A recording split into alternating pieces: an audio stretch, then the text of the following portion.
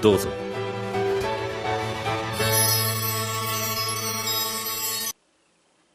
Gekkan Shoukou Nozaki-kun, or Girls Monthly Nozaki-kun. Now, this anime. I want to start off with this anime is not usually the kind of anime that I watch. I'm more a shonen kind of girl. Things exploding, characters dying, lots of fighting. Not normally anime like this. Gekkan Shoukou Nozaki-kun follows the story of Sakura Chiyo, who kind of accidentally gets enrolled into helping a manga creator with their shoujo manga, who goes by the pen name of Sakiko Umeno. Enter Umeno Sensei! Yep, Sakura's favorite writer, and now who she helps create shoujo manga is fellow classmate Umataro Nozaki. Nozaki keeps his being Umeno and the creator of Let's Fall in Love manga a secret from all of his schoolmates, except for a very small few number of friends who help him with his manga. Mikoto Mikoshiba is pretty much Nozaki's best friend, and is actually the inspiration for Nozaki's heroine, the main character, Mamiko, in his shoujo manga. Mikoto, or Miko-rin, as Sakura calls him, is actually kind of useless and doesn't really do anything when it comes to helping Nozaki with his manga, except for drawing flowers. Yep, he just draws flowers. Gotta be good at something. Now, Miko-rin is a fun character. Miko-rin loves attention and is your typical hot guy in the entire school, but he usually says things that are super bold and what girls want to hear, but then immediately regrets saying them because he finds them such bold and rather stupid comments sometimes that he ends up in a corner regretting his life, pretty much. A very sudden switch in personality. He's also kind of like a dog. He doesn't really like new people and it takes him a while to get used to them. Otherwise he's shy and doesn't really acknowledge other characters or will purposefully act obnoxious towards them. But his name has Shiba in it, and that's a kind of dog.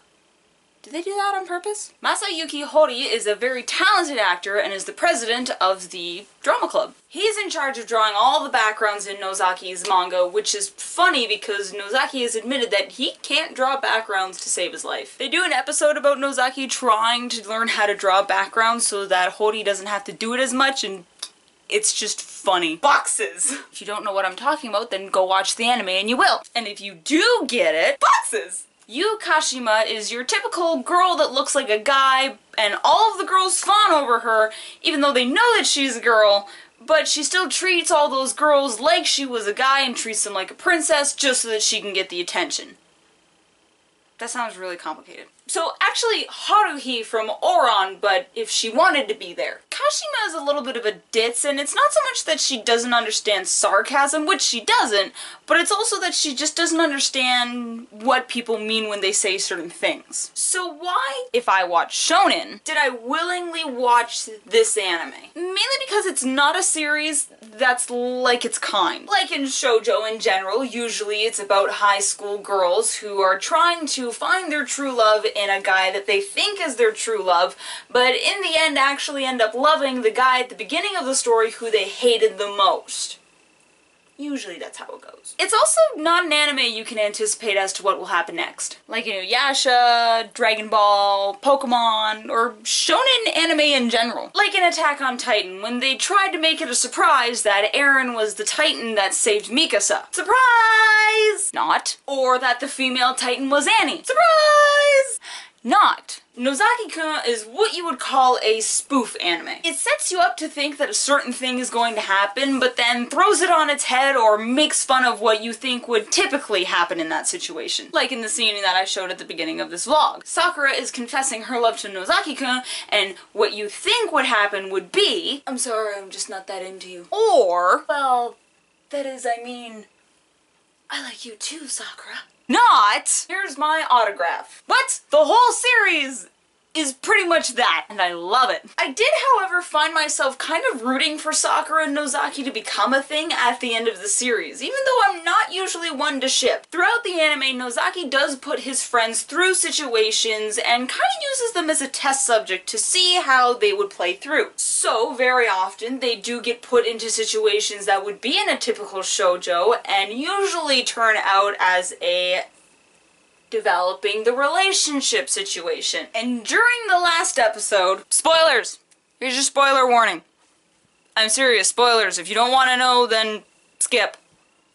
Spoilers. Nozaki and Sakura are watching fireworks for a festival, and Sakura uses the noise of the festival fireworks to hide her official confession of her love for Nozaki, saying, "I will always love you," during one of the big bangs of the fireworks so that Nozaki won't hear her. It's unclear as to whether or not Nozaki heard her, until he starts talking back. But his dialogue is covered with the noise of the fireworks, so all we see is his lips moving and her reaction of, "Oh my gosh."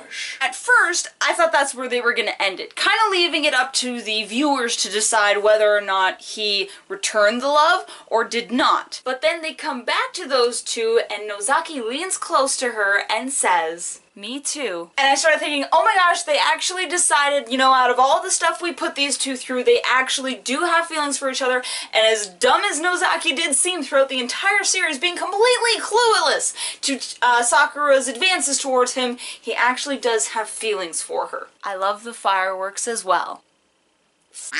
Until the very end, they chose to keep this anime true to what it was and used even that very last line of dialogue in the series to spoof it.